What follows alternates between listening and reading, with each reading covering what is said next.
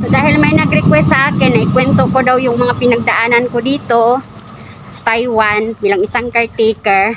So ikwento ko muna, naikwento ko na to sa mga nakaraan kong vlog, pero iulitin ko yung ikwento. Yung dati kong amo guys, yung simula talaga nung pumunta ako dito sa Taiwan, yung alaga ko is kambal na bata. So nung dumating ako dito, nung inabutan ko is isang baby pa.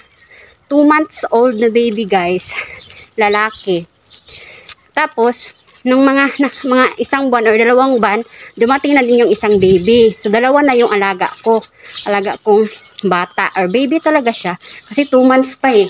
Tapos yung amo ko is, yung mga magulang ng alaga ko is doktor, mag-asawang doktor guys, kaya wala talaga sila. Pero yung kasama ko is yung mga lolo at lola ng alaga ko, parents ng amo kong lalaki. So yung bahay namin noon, yung bahay ng amo ko ay ano yun, parang school, private school siya. Tapos ano siya pa, ilang palapag ba? 4 na palapag, 4 na palapag yung bahay. Tapos yung kwarto namin ng alaga ko is nasa ika-4 na palapag. So yung trabaho ko naman doon, hindi ako nagluluto kasi yung alaga ko lang yung focus ko. Sabi ko nga sa kwento ko dati na yung una kong amo dito, hindi talaga ako nagluluto. Tapos yung sa paglilinis naman, hindi naman sila ganoon ka, parang yun bang napaka-neat and clean na kailangan parati kang maglinis, ganyan. Hindi sila ganon. Kung gusto nila maglinis ka, papalinisin ka nila. Pero hindi araw-araw. Siyempre, sa lahat ng mga pinagdadaanan natin, hindi naman talaga lahat smooth yan. Kasi sa unang hindi, kaibahan naman kasi dito, yung napansin ko talaga dito guys, yung unang pagdating mo sa amo mo, madalas, or baka sa akin lang to una talaga, pinapakita na nila yung ugali nila. So, sa simula pa lang, mga ilang buwan pa lang, nakakaproblema na ako kasi lumalabas na yung ugali nila na yung parang walang pasensya, yung ganyan. Tapos mabilis magalit, ganyan.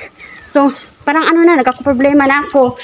Dumating sa punto na nag-aagawan kami ng parang bag ko. Yun bang yung maleta ko. Ang hirap talaga mag-Tagalog. Yung maleta ko, pinag-agawa namin kasi gusto ko nang umalis kasi nga may mga pinag-awayan kami noon.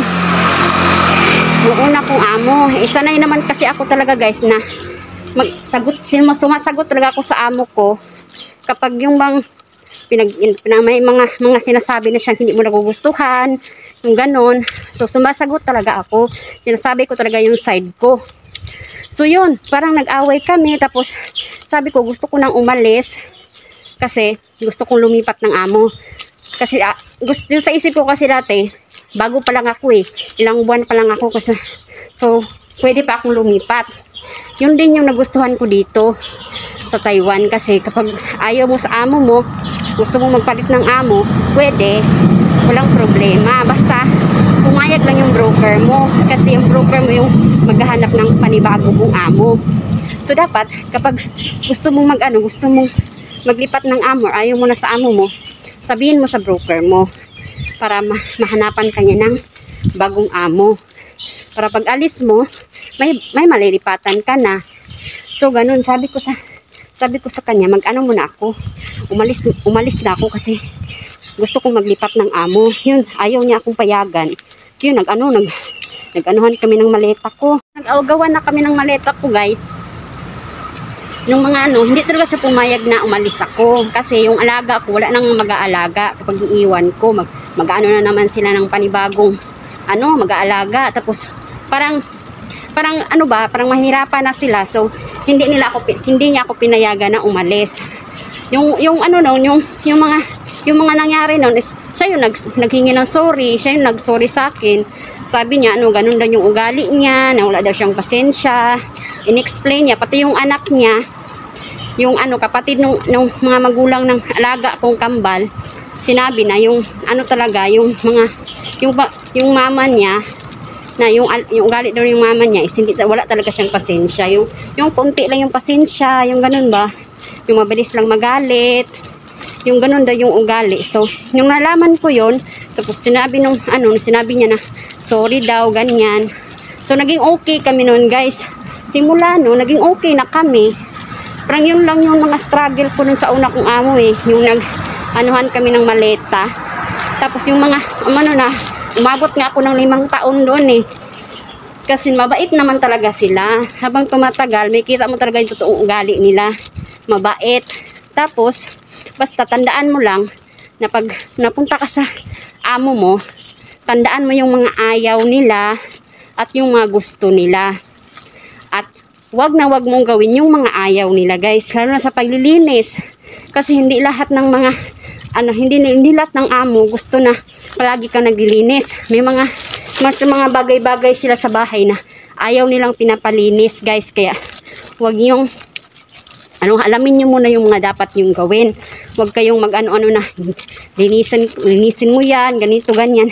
Wag kang magpaka bida-bida. Wag bida-bida parang si Jollibee. Wag kang magbida-bida sa paglilinis ng mga kasi mapapagod ka lang. Kaya yung mga pag mapunta ka sa amo mo dito, anuhin mo muna yung ugali nila. Anuhin mo muna kung may mga ayaw nila at yung mga gusto nila.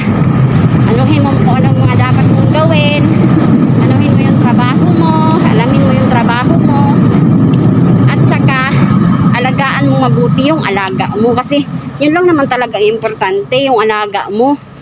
Kasi yung bilang isang caretaker, yung alaga mo talaga yung importante. Dapat focus ka sa alaga mo. Lalo na pag yung alaga mo is alagain talaga. Kasi yung baby yung alaga ko. Kaya hindi ako nagluluto. Yung mga ginagawa ko, naglalaro ako sa kanila. Tapos tinuturuan ko sila. Hanggang 5 years old ako nag-alaga sa mga 5 years old. Mag 6 years old na sila nung lumipat ako ng bagong amo.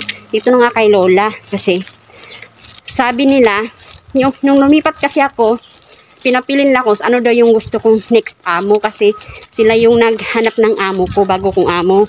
Kasi nga, parang hindi kasi ako nag-complete ng 6 years doon sa amo ko dati, guys. Lumipat ako. So yung nilipatan ko ngayon dito kay Lola na nga, yung amo ko ngayon is friend lang nila. Kakilala lang nila. So pag minsan pupunta yung mga amo ko dati, pupunta dito. Pati sinasama nila yung alaga ko. Kapag hindi sila busy, kasi yung mga alaga ko ngayon nag-aaral na, malalaki na. Nagsisend na lang sila ng picture. Minsan tumatawag sila sa akin, nangungumusta, ganyan. So, mabait naman nila. In fairness naman sa mga tao dito sa Taiwan, guys, mababait sila.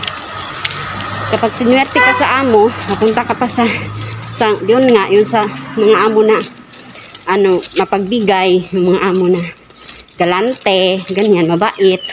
So, diba, swerte ka na. So, dito talaga, basta alamin mo lang yung trabaho mo, hindi naman mahirapan. Pag sinabi nilang magluto ka, magluto ka. Kasi dito sa bago kong amo, nagluluto ako. Kasi dito, kami lang dalawa ni Lola. Bumupunta din yung amo ko dito, so 3 kami sa bahay. Ako yung nagluluto, kasi matanda naman yung alaga ko. Naglalakad-lakad naman si Lola, malakas pa naman si Lola. So yung trabaho ko, nagluluto ako, naglinis ako ng bahay, ganyan. Tapos pag umalis si Lola, sinasamahan ko. Ganyan, pas pag sinabing matanda at saka bata, magkaiba. At yung trabaho mo, magkaiba din.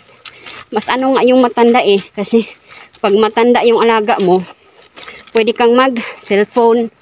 Pwede kang mag-cellphone kahit na basta lang, wala lang mga inaano yung mga, wala lang mga ginagawang iba yung alaga mo. Pwede kang mag-cellphone. Pinagkaiba din yun sa una kong amo kasi bata yung alaga ko. Hindi ako pwedeng mag-cellphone.